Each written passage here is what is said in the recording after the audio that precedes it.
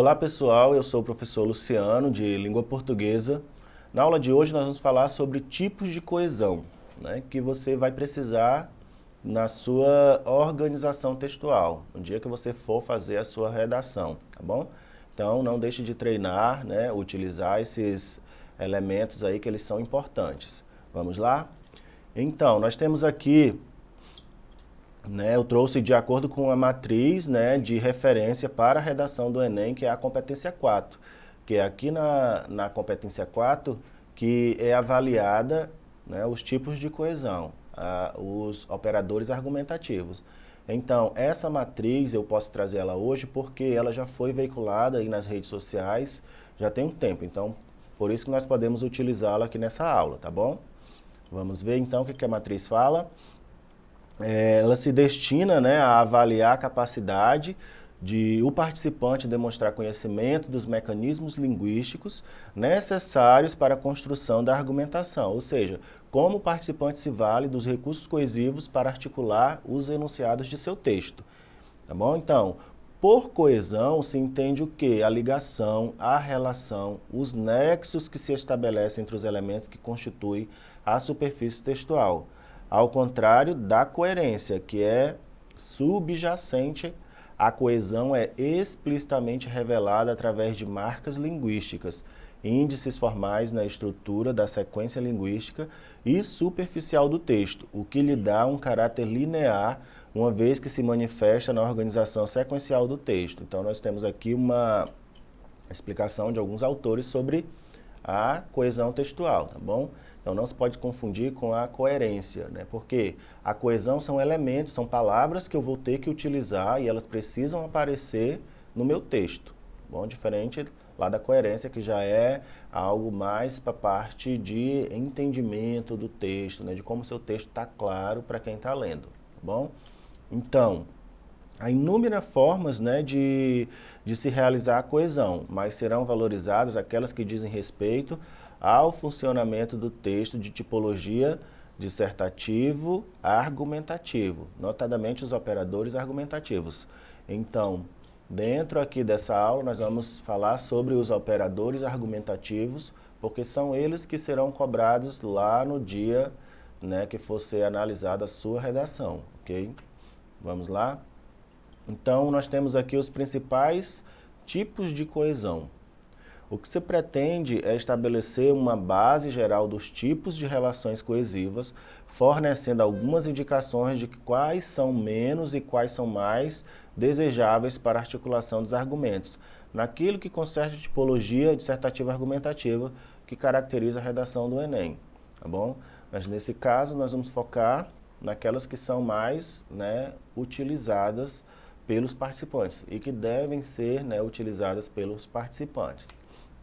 Então, nós temos dois principais tipos de coesão, que é a referencial, que retoma elementos já mencionados em um texto ou introduz aqueles ainda a serem mencionados, pronomes, por exemplo.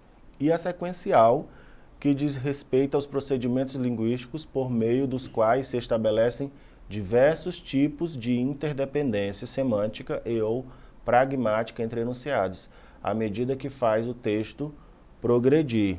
Então, nós temos aqui dois tipos de coesão, a referencial e a sequencial, tá bom? Então, nós temos que entender esses dois tipos, primeiramente, para a gente conseguir utilizar dentro do nosso texto, tá bom? Então, vamos lá. Nós temos aqui um quadro da coesão referencial, que vai mostrar para a gente alguns elementos da coesão referencial. Então, nós temos aqui o primeiro tópico ali, 1.1. A coesão referencial ela pode ser por usos de formas gramaticais. Como são essas formas gramaticais?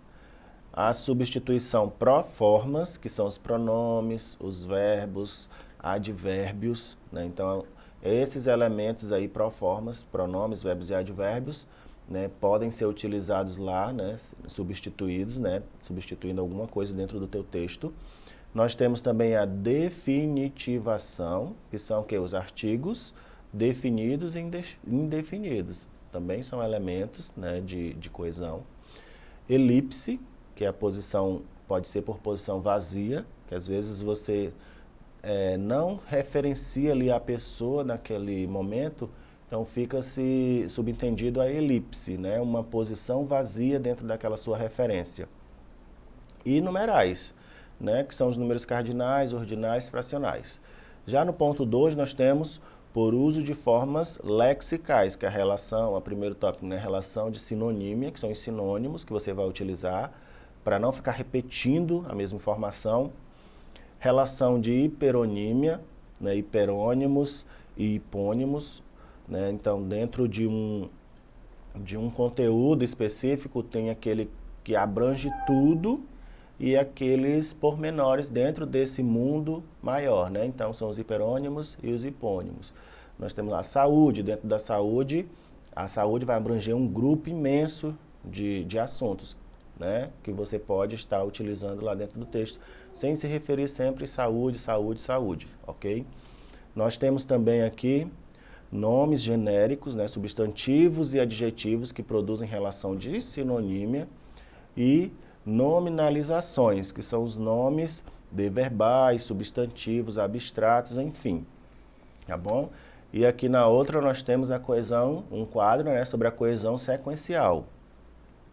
Na primeira parte, sequenciação parafrástica, né, mesmos termos, repetição de termos, muito comum na poesia, né, utilizado mais na poesia. Nós temos mesma estrutura sintática, repetição da estrutura, né, de uma estrutura sintática. Ordem direta, por exemplo, você utilizou várias vezes dentro do seu texto. Mesmo conteúdo semântico, repetição do conteúdo, né? Mesmos recursos fonológicos, repetição de recursos fonológicos, muito comum também lá dentro da poesia. E sequenciação frástica, que é manutenção temática, termos do mesmo campo lexical, encadeamento por justaposição, orações subordinadas, principalmente adverbiais e adjetivas, e o encadeamento por conexão, que são os operadores argumentativos, que é o ponto mais importante aí dentro dessa gama de coesão, tá bom? Vamos lá? Então nós vamos observar alguns exemplos, tá bom? Vamos ver aqui. Primeiramente, sobre a coesão referencial, que é por uso de formas gramaticais. Nós temos aqui substituição proformas, né, que são os pronomes, advérbios e verbos. Aí um exemplo, ó, psicólogos, psicanalistas e outros terapeutas preocupados com o aumento do consumo de ansiolíticos e outras medicações causadoras de dependência química, eles tentam encontrar tratamentos alternativos para transtornos mentais sem recorrer a medicações. Então, vocês estão observando aí, grifado em negrito, né? O eles faz referência a quem, né? Aos psicólogos, psicanalistas e outros terapeutas. Então, essa é uma substituição pro forma, porque utilizou o quê? Um pronome para remeter, para não ter que repetir todos aquelas pessoas ali dentro do texto, certo? Então, observa-se o que aqui, ó, o uso do pronome pessoal eles, que retoma, né, os psicólogos e tal. Outro exemplo, o sanatório de Colônia, em Barbacena, foi o maior hospital psiquiátrico do Brasil. Lá aplicavam-se tratamentos desumanos como eletrochoques, torturas e castigos físicos que causaram a morte de milhares de pessoas no que ficou conhecido como Holocausto Brasileiro. Então aqui nós temos o uso, né, do advérbio de lugar lá, que retoma o quê? O sanatório de Colônia, localizado na cidade de Barbacena, em Minas Gerais, certo? Então, vejam aqui alguns exemplos que você pode utilizar no seu texto também para fazer referenciação. Também é um elemento coesivo, ok? Vamos ver outro. Nós temos a definitivação, que são os artigos, né, definidos e indefinidos. Um exemplo, várias terapias alternativas têm oferecido uma opção bastante produtiva no tratamento dos transtornos mentais. Uma é a musicoterapia comunitária no enfrentamento dos desafios cotidianos. Então, aqui o uso do artigo indefinido uma, que se refere anaforicamente à informação antecedente às terapias alternativas. Anafórico é quando você retoma algo que foi dito anteriormente, tá? Que tem oferecido uma opção bastante produtiva no tratamento dos transtornos mentais. Se você, né, presta atenção para você entender direitinho esses elementos. Outro exemplo, o Ministério da Saúde fornece vários remédios para os doentes mentais. Os remédios são de alto custo e nem todos os doentes podem comprar. Então, o uso do artigo definido os, que se refere anaforicamente também à informação precedente, remédios, né, ao mesmo tempo em que remédios mantêm uma relação catafórica com o segundo período. Então, nós temos o artigo definido os, né, fazendo referência ali às informações que foi dito anteriormente, né, e os remédios à frente, né, que faz também uma menção a algo que vai ser dito posteriormente, tá bom? E a coesão por elipse, né, que é uma posição dentro da posição vazia. Ó, preste atenção como que acontece isso. As pessoas que sofrem de depressão geralmente usam medicamentos fortíssimos e as que sofrem de ansiedade, medicamentos menos agressivos. Então vejam que temos posições vazias aí por esse símbolozinho em negrito. Então essas posições vazias, né, elas sinalizam que, respectivamente, as elipses do substantivo pessoas e do verbo usar. Então não precisei repetir, e as que sofrem, quem são as pessoas, quem está sofrendo ali com ansiedade?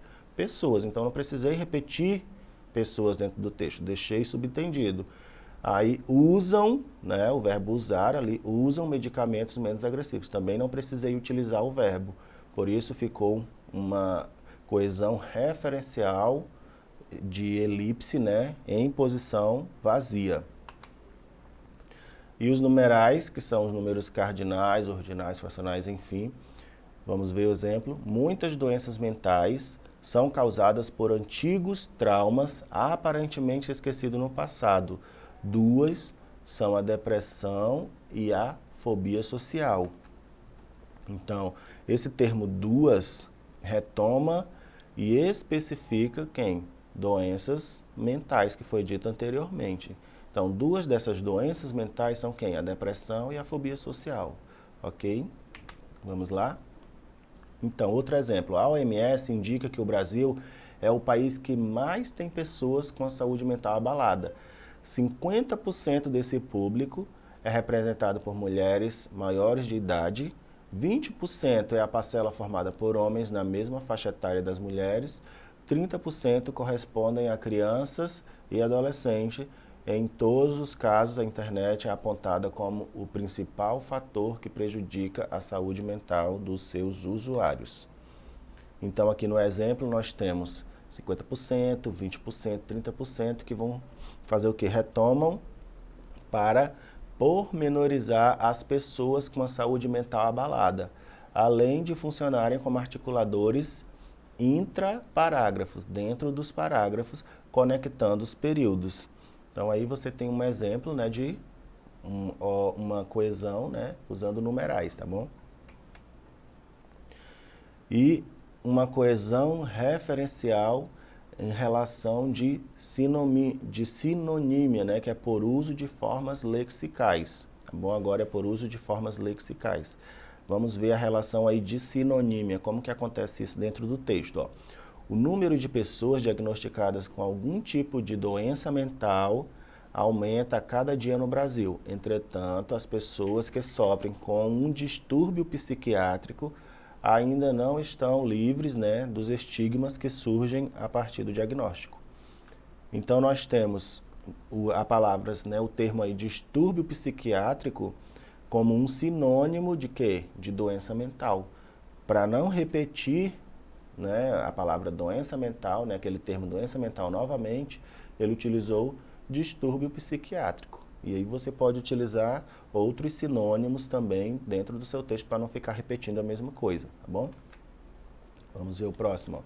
Relação de hiperonímia e hiponímia. Como que acontece isso? Ó, nós temos as doenças mentais ainda são vistas pela sociedade de forma superficial. Casos de ansiedade incontrolável e depressão, por exemplo, continuam sem ter a devida atenção das autoridades responsáveis pela saúde pública. Então, nós temos aí as formulações, né? Ansiedade incontrolável e depressão, eles são o quê? Hipônimos do hiperônimo, ou seja, do que é maior, né? Que é a doença mental. Então, dentro do campo doença mental, nós vamos ter a depressão, né? A ansiedade incontrolável, outras ramificações que fazem referência ao campo maior, que é conhecido como hiperônimo, que é o doença mental, tá bom? Ok? Vamos lá para o próximo. Nomes genéricos, né? Palavras que produzem relação de sinonímia. Casos comuns são os termos fato, evento, fenômeno, crença, entre outros, tá? São nomes genéricos, né? Que vão fazer ali uma espécie de referenciação de sinônimos, né? Como se fossem sinônimos, tá? Então, no filme Cisne Negro, uma jovem bailarina, ela é induzida pela mãe a conseguir o papel principal de qualquer maneira, causando-lhe severos distúrbios emocionais. O fato foi amplamente discutido na época do lançamento do filme por retratar uma história real peculiar em relação às doenças mentais. Então nós temos aqui esse termo fato, retomando a ideia de indução prejudicial da mãe sobre a filha. Então, que fato foi esse, né?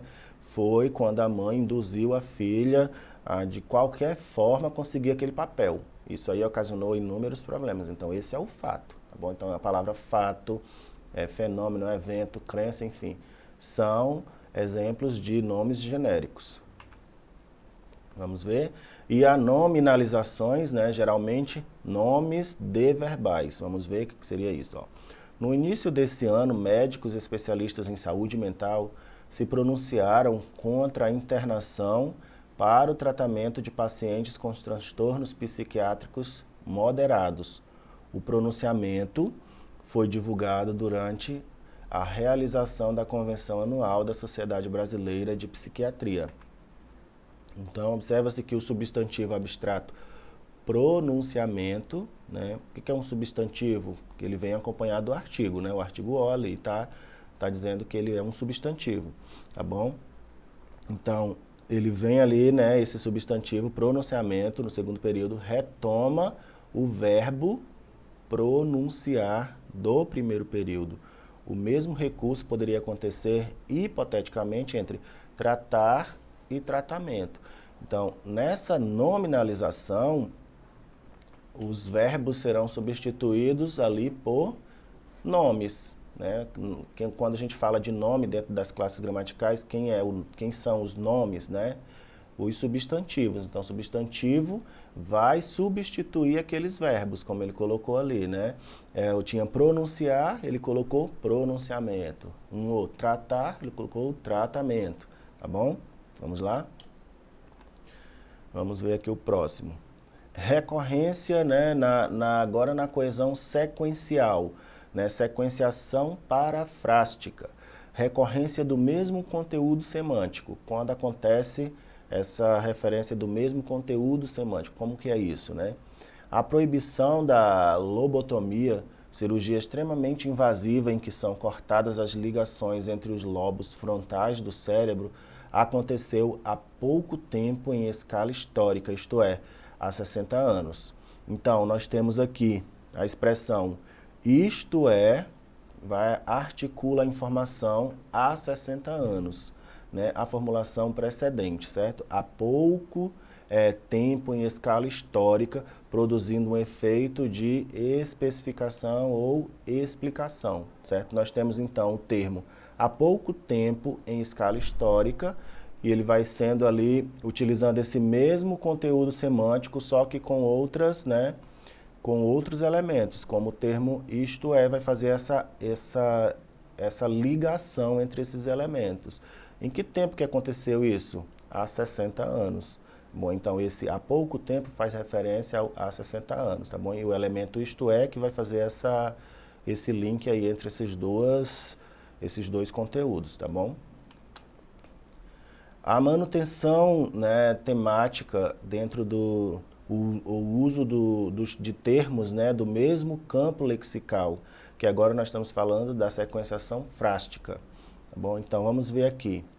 Portadores, né, de transtornos mentais podem ser plenamente úteis à sociedade, por exemplo, no campo cultural, como atestam as obras-primas de inúmeros artistas, as pinturas de Vincent van Gogh, que sofria de esquizofrenia, os afrescos de Michelangelo, transtorno obsessivo-compulsivo, as esculturas de Jan Kusama, depressão e borderline, e as interpretações de Nina Simone, bipolaridade na música.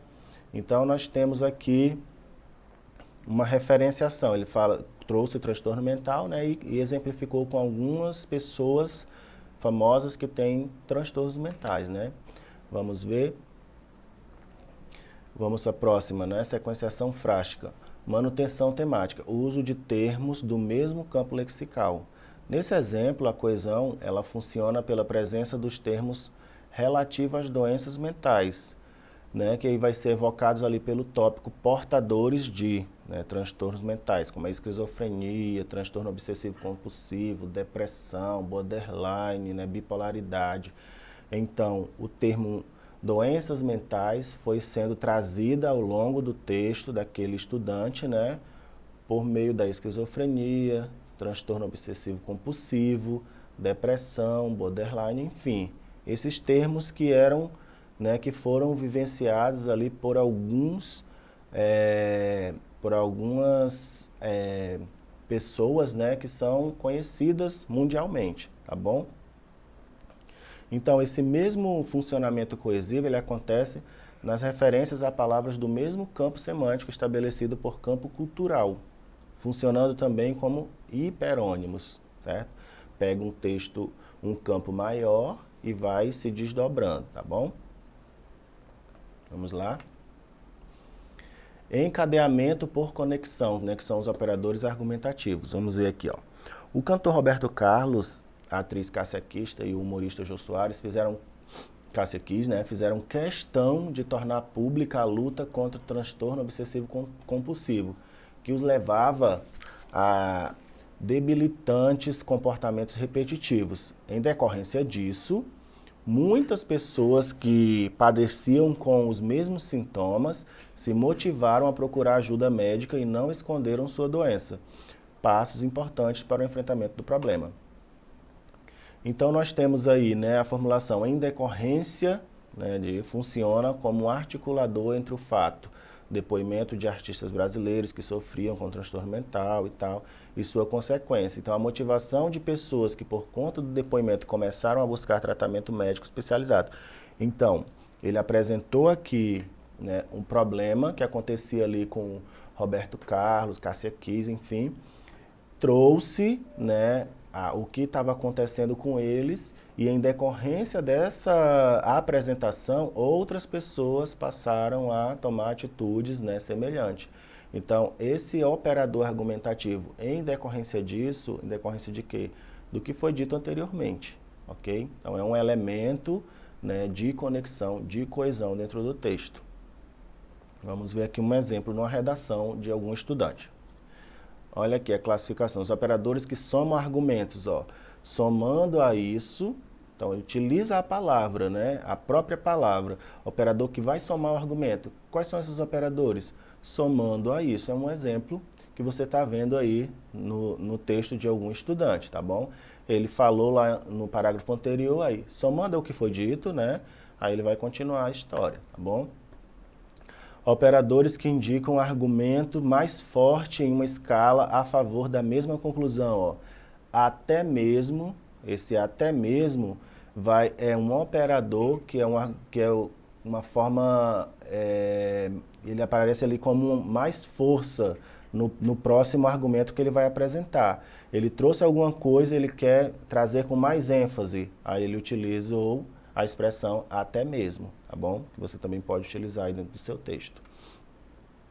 Operadores que deixam subentendida a existência de uma escala com outros argumentos mais fortes, né? Então, eles vão deixar ali subentendida a existência de uma escala com outros argumentos mais fortes.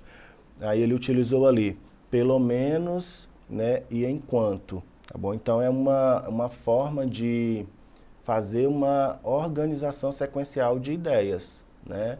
Vai dando ali ele utilizou alguns argumentos e aí vai trazendo elementos que vai dando essa escala de prioridade dentro da argumentação dele. Próximo, né? Operadores que contrapõem argumentos. Nós temos aqui um famoso, né, o mas. Nós temos a família do mas, né, mas, porém, contudo, todavia, sempre vai estar contrapondo alguma ideia já apresentada, ok? Próximo, operadores que introduzem uma conclusão com relação a argumentos expressados no enunciado anterior. Logo, por exemplo, né, ou então o próprio conclui-se, né, também é um exemplo. Então aqui ele trouxe o operador logo para introduzir a introdução dele, tá bom? A conclusão dele, certo? Ele começou o texto dele, aí percebeu, né, que ainda não estava caminhando para a conclusão, aí ele já introduziu ali a conclusão. Logo, o governo aí começou a dar a solução para o problema. Vamos à frente. Operadores que introduzem uma justificativa ou uma explicação. Uma vez que vai justificar o que foi dito, ou vai explicar também o que está sendo dito anteriormente.